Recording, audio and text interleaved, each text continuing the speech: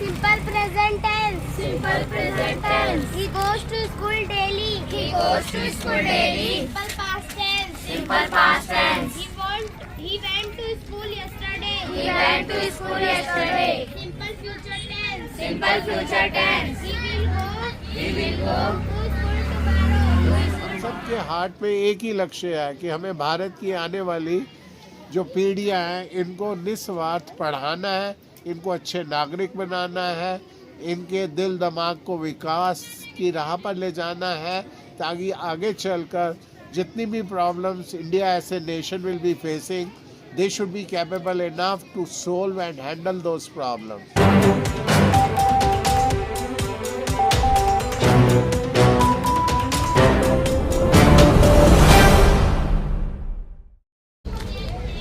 ये तरीका है कैलकुलेशन करने का कि हम यहाँ पर एक प्रॉब्लम से डील, ये इसको कहते हैं अलजेब्राइक एक्सप्रेशन, अलजेब्रा का एक्सप्रेशन। असली ये है तीन, क्या लिए?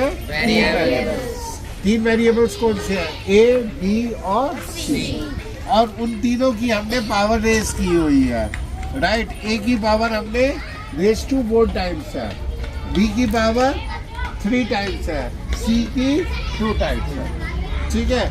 और इसको हम स्टेप बाय सोल्व करेंगे। दो चीज़ें हैं, एक गुना और एक रेज टू दी पावर। इस बात को हमेशा दिमाग में बैठा कर रखो, पहले रेज टू दी पावर को सोल्व करते हैं और उसके बाद जो नंबर आता है जितने टाइम्स है, जैसे 5 ही है तो उसको 5 से मल्टीप्लाई करें और उसके बाद प्लस पहले किया जाएगा और सब्ट्रैक्शन बाद में किया जाएगा, ठीक है? क्लियर? Very good. चलिए, तो सर इंग्लिश में ही पढ़ा रहे हैं आपको ना? इंग्लिश ही पढ़ा रहे हैं? इंग्लिश ही पढ़ा रहे हैं। अभी आप सुनिए बेटा, ध्यान से सुना।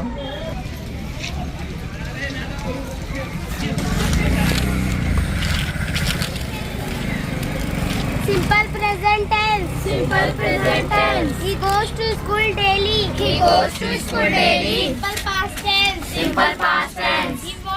He went to school yesterday. He went to school yesterday. Simple future tense. Simple future tense. He will go He will go to school tomorrow. to school tomorrow.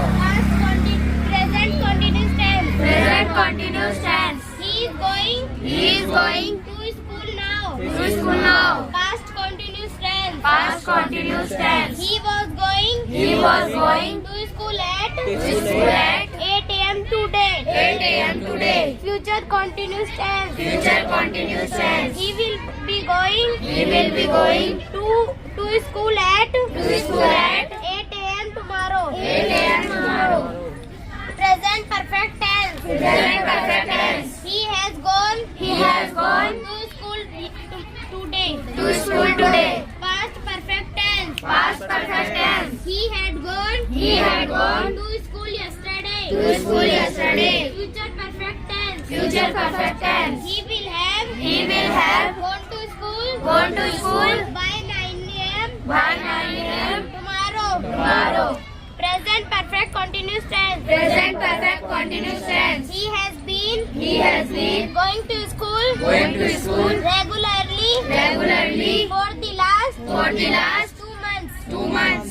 Past perfect continuous tense. Past perfect continuous tense. He had been going to school regularly for the last 2 months.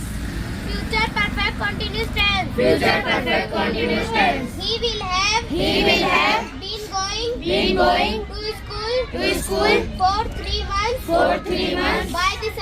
By December 2024. 2024. चलो अब हिंदी की बात sir अभी आप अपने इस as को जो है यूज़ कर रहे हैं इन बच्चों के फ्यूचर बनाने के लिए, क्या हमारे देश के लोग ऐसे सोचते हैं? हर एक इंसान में अच्छाई है, लोग सोचते हैं, करना चाहते हैं पर करते नहीं हैं। सबसे बड़ी समस्या ये है, लोग लिप सर्विस ज़्यादा देते हैं, कहीं उनको हार्ट में फील होता है कि उन्हें समाज के लिए कुछ करना चाहिए, परंतु सिर्फ सोच कर रह जा। सबसे बड़ी जीवन में जो सबसे इम्पोर्टेंट बात है कमिटमेंट। अगर आप सोचते हैं कि एक कॉज वर्दी है और उसको फॉलो करना चाहिए, तो इंसान को अपने सारे सेल्फिश इंटरेस्ट छोड़कर पूरे डिवोशन के साथ काम करना चाहिए, क्योंकि डिवोशन से जब आप काम करते हैं तभी आपकी स्पिरिट लिबरेटेड होती है। भगवान बुद्ध ने भी यही कहा है कि जीवन का मकसद है पहले पूरी लगन से जीवन का पर्पस ढूंढो और फिर उसके बाद पूरी लगन के साथ उस लक्ष्य की प्राप्ति के लिए दिन रात संघर्ष करके उस लक्ष्य को प्राप्त करो। अब हम सब के हार्ट में एक ही लक्ष्य है कि हमें भारत की आने वाली जो पीढ़ियां हैं इनको निस्वार्थ पढ़ाना है, इनको अच्छे नागरिक बनाना है, इनके दिल दिमाग को विकास की राह पर ले जाना है, ताकि आगे चलकर जितनी भी problems India as a nation will be facing, they should be capable enough to solve and handle those problems. Right education at this stage will go a long way to help them to enable India to become a good country. Sir, अपने as के उन बुजुर्गों को ये संदेश देना चाहेंगे कि क्या करना चाहिए उन्हें? उनके लिए एक ही संदेश है, आपने जीवन में बहुत अनुभव ग्रहण कर लिया, आपने जीवन काफ़ी हद तक बिता लिया, अब उस अनुभव को, उस ज्ञान को, उस अच्छे संस्कारों को और जो अच्छी शिक्षा आप लोगों ने प्राप्त की है या जो जीवन के अनुभव आपने प्राप्त किए हैं, उन सब को आने वाली पीढ़ी के साथ अच्छे ढंग से बांटो। अगर आप उनको अच्छे ढंग से बांटोगे तो उससे पूरे समाज का भला होगा और उनको भी शांति प्राप्त होगी। साथियों,